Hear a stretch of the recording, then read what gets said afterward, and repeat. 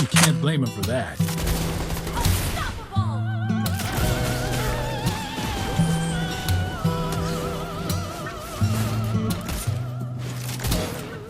တေးရရ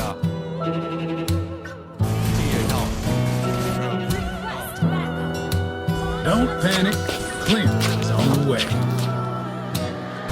မင်းတေးချင်းမင်းငါရောက်လာခဲ့ပြီဆိုတာမင်းနောက်ဆုံးရလိုက်တဲ့တရားဘာလဲဆိုတော့ကိုပြောပြ